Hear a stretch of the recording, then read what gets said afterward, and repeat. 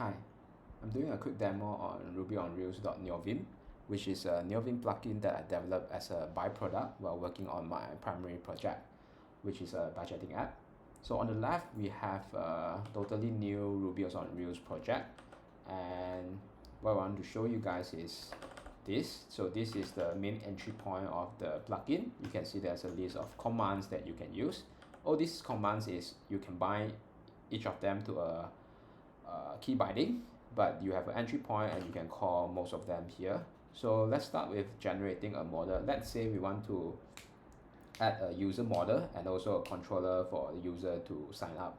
So we'll do generate model, and you ask for a model name, user. Let's say we want to add a new column. Yes, we want to add name, and we'll show you all the available types, and we want to do string, no index, another column. Yes, let's do email, and this is also string, and we want a unique index on this, and let's stop here.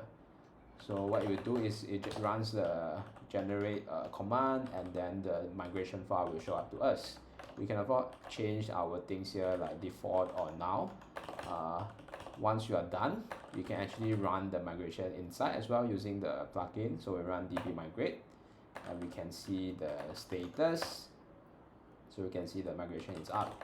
So now we can go back to user model, and this plugin also comes with Ruby language server that I am experimenting myself. So I added a few autocomplete methods that I don't remember most of the time. Every time I need to go and check the documentation, so I just bring it here inside Neovim itself.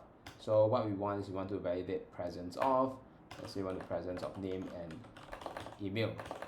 So once this is done, we can go to test. So let's say we want to go to the test file. There's also a command. We want to go to test. We will jump straight to the test file, and let's say we want to test like downcase email, and we will do something like user equals to user.new, and email equals to and we want to do user.save, and we also have some autocomplete for mini tests because I just don't remember.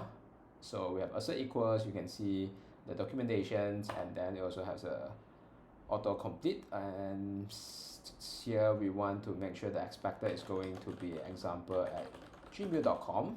When you click tab, you will jump to the next one, and it will expect the actual is going to be user.email. Before that, because we added a unique index on our emails, we want to do this. So right now when I run my test, you can see that the test will fail, and this plugin also show you what is the error. So we can see the error here. The reason is because we haven't added anything. So we want to actually go to the model to add the code. I also added like split model to auto split the model for you, and we want to add something like downcase email. So we'll do self.emails equals to email.downcase, and we'll do a before validations downcase email. Now when we go back, we can run the test using run test current line to run a single test. You can see now the test is passing, and also you can notice there's actually a coverage showing up here, 100%. So let's say we comment out the code, we run the test again, and see failing and also 80%. So if you want to check the file coverage, you can actually, there's another command here, show file coverage. You can see the line in red means it's not covered. So we can hide file coverage, and then of course this is still failing. Now the test passed. So the next is we want to add a new column. Let's say we want to add a new column to user. So what you can do is we can do generate migration. Here are a few supported migration. So we want to add column. So it will ask you which model you want to add to. Users, say we want to add yes, we want to add new column, we want to add age, and this is going to be an integer, no index, no more, just one. So before I run these migrations, we also have another commands that you can list all the columns in the table. So right now we only have one very small model, but I imagine when you have a very big apps and you have a lot of columns, sometimes it's very hard to remember what columns are available. So we have this list table columns. It will show you which table you want to list, and here we can see all the columns created, and we have this. So before this is before age migration is ran. So what I'll do now is I will run db migrate. So it's migrated, then we can list the table columns again. You can see now age is added here. So let's say we want to roll back, we don't want age anymore. There's also a command db rollback. Now we only support step equals to 1, and we can destroy the migration altogether. So when we do destroy migration, it asks you which migration you want to destroy. I want to destroy this migration, and now age is no longer inside our columns. And finally, let's say we want to generate a controller. So let's say we want users controller. We only want new and create action for now. It will run the generator, and then when we see the routes file, you can see the routes is added for us. So now when we start a server, the routes will now be available, user/new. Another helper methods for controller is we can list the available routes. I imagine if you have a lot of routes, sometimes it's very hard to remember what routes are available.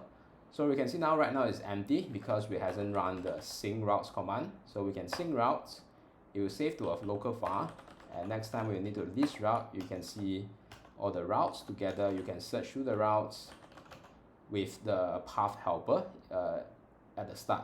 So we can use the, for example, you can use users create path. Oh no, this is not resource. Basically, you can use the path helper, and that's most of it. And then finally, some extra thing is finder. So we also have finder for you to find certain thing. So why I build a finder is because when, let's say your repo is very big and you open up your